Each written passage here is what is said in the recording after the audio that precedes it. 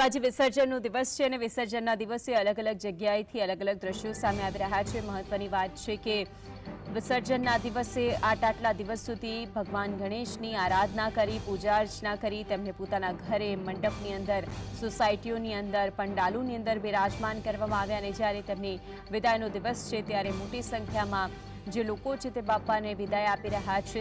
विसर्जन समय 100 थी वधु फायर जवानो छे के जे अमदावादनी अंदर खड़े पगे रहेशे અને જેટલા પણ લોકો છે જેમણે ઘરે પોતાના બિરાજમાન કરાયો ગણેશજીને તેઓના માટે 49 જેટલા કુંડ છે જે વિસર્જન માટે બનાવવામાં આવ્યા છે, પરંતુ કોઈ અનિચ્છનીય બનાવ ન બને તે માટે ફાયર વિભાગના જવાનો છે જેઓને પણ તૈનાત રાખવામાં આવ્યા છે। વિસર્જન સમય 100 થી ફાયર જવાનો છે કે જે ખડે પગે રહેશે। આપણે જોયું હશે કે સુરતની અંદર કઈ રીતે એક દુર્ઘટના મોટી થતી રહી ગઈ।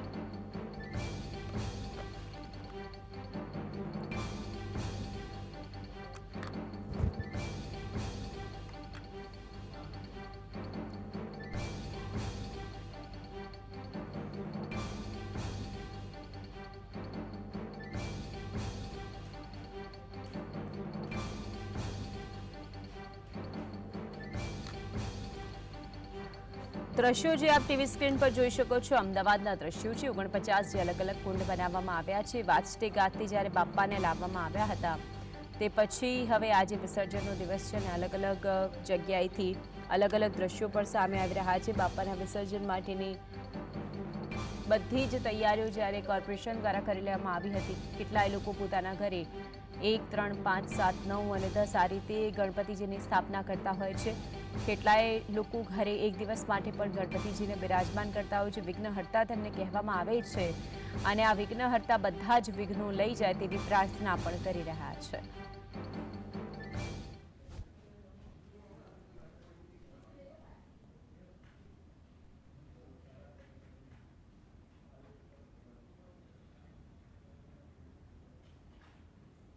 गणेश विसर्जनનો જે શુભ સમય છે સવારે 9:11 થી બપોરે 1:47 સુધીનો શુભ સમય છે। બપોરની વાત કરીએ તો 3:19 થી 4:51 પણ શુભ સમય છે। આ સિવાય સાંજે 7:51 થી 9:19 સુધીનો પણ શુભ સમય ગણાય છે અને રાત્રે 10:48 થી મધ્યરાત્રિના 3:12 સુધીનો પણ શુભ સમય છે।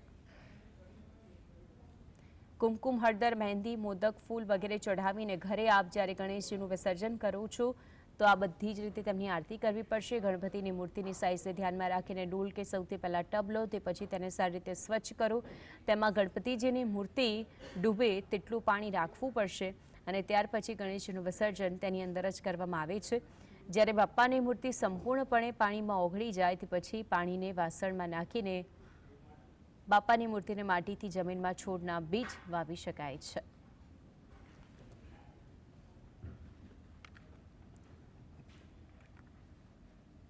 आज अंगे વધુ માહિતી માટે સંવાદદાતા ઝલક જોડાઈ ગયા છે। ઝલક, અલગ અલગ જગ્યાએ અલગ અલગ જે કુંડની વ્યવસ્થા કરવામાં આવી છે આ વખતે અને જેટલા પણ લોકો તે આવી રહ્યા છે, જે ભક્તો આવી રહ્યા છે તેમનું શું કહેવું છે? जी जे गणपति बापानी जे स्थापना छे ते 14 દિવસે કરવામાં આવી હતી, ત્યારે આજે અનંત ચૌદસના દિવસે છે તે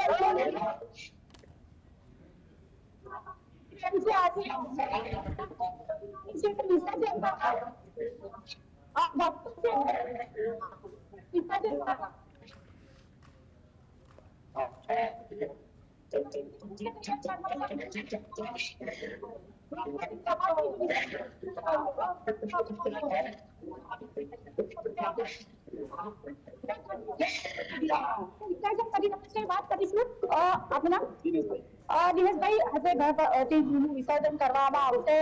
દાદાની વાતે ગાતે સ્થાપના કરી અને આજે વિસર્જન, કઈ રીતની લાગણી અનુભવો છો? અમે એવી લાગણી છે કે દર વખતે અમે આ રીતના જ કરીએ છીએ અને દર ચોથના દિવસે અમે ગણપતિ બેસાડીએ છીએ અને 11ના દિવસે અમે ગણપતિ વિસર્જન કરીએ છીએ અને અમારા ગ્રુપમાં બધા લોકો મળીને ગણપતિનું વિસર્જન કરીએ છીએ અને નાચતે વાગતે ગાતે અમે અહીંયા ગણપતિ પધરાવીએ છીએ। કેવી લાગણી અનુભવો છો? કારણ કે 10 દિવસ તમે સેવા પૂજા અમે બહુ સારી સેવા આપી છે। રાત દિવસ અમે ટાઈમ સે ટાઈમ આરતી કરતા હતા, ટાઈમ પ્રસાદ બધાની અલગ અલગ પ્રસાદ આપતી હતી, કોઈ ઘરેથી પ્રસાદ આપે, કોઈ આવે, બધા અમે સારી રીતે પ્રસાદ કર્યા। તમે શું કહેશો, આજે ભગવાન વિદાય લઈ રહ્યા છે, ભગવાન વિદાય લઈ રહ્યા છે, કઈ રીતે લાગે? બહુ સારું લાગે છે અમને અને દર સાંજ સવાર આરતી બધું કરતા હતા. તો થોડું દુઃખ પણ થાય છે જે ગણેશજી આજ અમારા વિસર્જન થઈ ગયું. હવે તમે શું કરશો? કારણ કે દાદાની સેવા કર્યા અને હવે દાદા છે તે પાછળ ગઈ આંખમાં આંસુ આવી ગયા છે. અમારી જે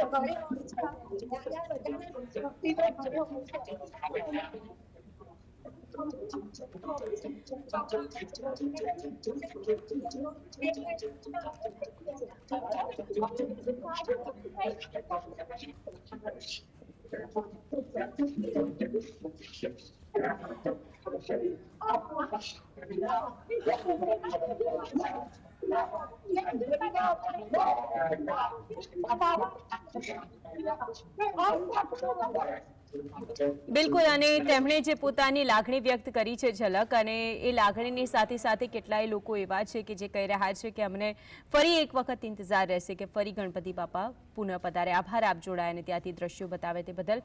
વિસર્જન માટે જે કુંડ બનાવવામાં આવ્યા છે, સાથે સાથે જેટલા પણ ભક્તો ત્યાં આવી રહ્યા છે તે લોકોનું કહેવું છે કે આટલા દિવસ સુધી જ્યારે ગણેશજીની પ્રાર્થના કરી, તેમને પોતાના ઘરે બિરાજમાન કર્યા અને જ્યારે તેઓને વિસર્જન કરવામાં આવશે, આજે જ્યારે તેમનો વિદાયનો દિવસ છે, તો કેટલાય લોકોની આંખોમાં આંસુ પણ જોવા મળ્યા હતા. જેવી રીતે વાજતે ગાજતે બાપાને લાવવામાં આવે છે, પરંતુ વિસર્જનના દિવસે તે રીતે ઢોલ નગારા સાથે તો જે તે જગ્યાએ પહોંચાય છે, પરંતુ બાપાને વિસર્જિત થતા જોઈને કેટલાય ભક્તોમાં આંખોમાં આંસુ આવી જાય છે.